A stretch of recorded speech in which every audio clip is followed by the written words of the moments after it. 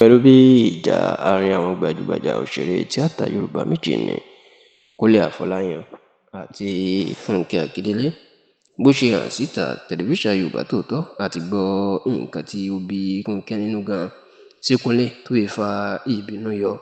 èyí tó jẹ́ kí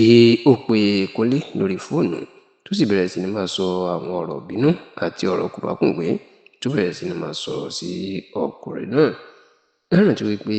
ní ọ̀sẹ̀ tí ó kọjá yìí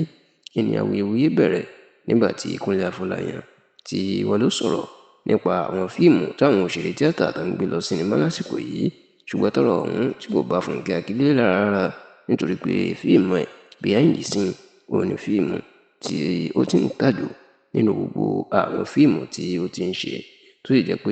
bí Kúnlé Afọláyan ṣe wá sọ̀rọ̀ lórí àwọn fíìmù náà tó jẹ́ pé ilé sinimá ni wọ́n ń gbé lọ, òun gan ló dìjà tó jẹ́ pé Kúnlé padà lọ ṣe ìfọ̀rọ̀wérọ̀ lórí Arise TV pé lẹ́yìn tó ń sọ̀rọ̀ nígbà tí wọ́n ṣe ìfọ̀rọ̀wérọ̀ fún un pé ní tó bá wu kálukú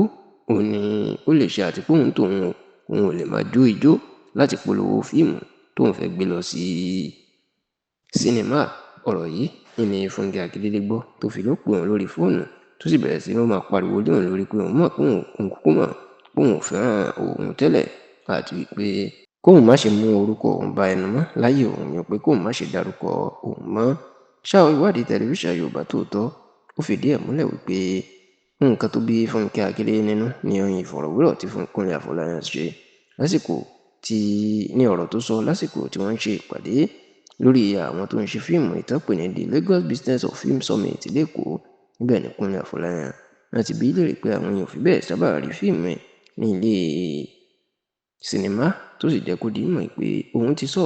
pé òun ò lè gbé fíìmù òun lọ sí sinimá òun, àwọn péré tó bá fẹ́ wò ká máa wò ó. Bẹ́ẹ̀ ni Kúnlé Afọláyan jẹ́ kó di mímọ̀ pé àwọn gbèdéke tí wọ́n máa ń fún àwọn pé ó níye ijó táwọn yóò jó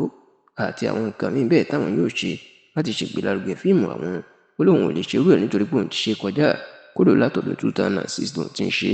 tí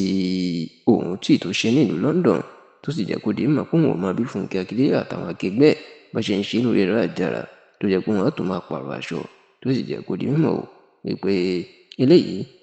òun ò lè ṣe àti pé wọ́n bá ní òṣèré kan gbé fíìmù lọ ilé sinimá tó ti pa bílíọ̀nù ká méjì, ó ní owó tí wọ́n á fún kò gbọdọ̀ ju mílíọ̀nù 10 náírà, kò gbọdọ̀ ju bẹ́ẹ̀ lọ. Ọ̀rọ̀ yìí gan-an ni a gbọ́ pé ó bí Fúnkẹ́ Akíndélé nínú nítorí pé láìpẹ́ yìí ní iléeṣẹ́ ààrẹ àti gbogbo Nàìjíríà ṣẹ̀ṣẹ̀ kí kú oríire pé fíìmù Behind the Scene ó ti lé ní ọgọ́rùn-ún bílíọ̀nù náírà, 100 bílíọ̀nù tó pa, ṣùgbọ́n tó jẹ́ pé bí Kúnlé bó ṣe wá ń tú àṣírí ní pé gbogbo owó tí ó rí gbà kò ju mílíọ̀nù 10 lọ nínú ọ̀rọ̀ ọ̀hún ni ó dùn Fúnkẹ́ Akíndélé, tá a sì gbọ́ pé ìdí èyí gan-an ló jẹ́ kí ó pe Kúnlé lórí fóònù láti máa sọ̀rọ̀ burúkú sí i.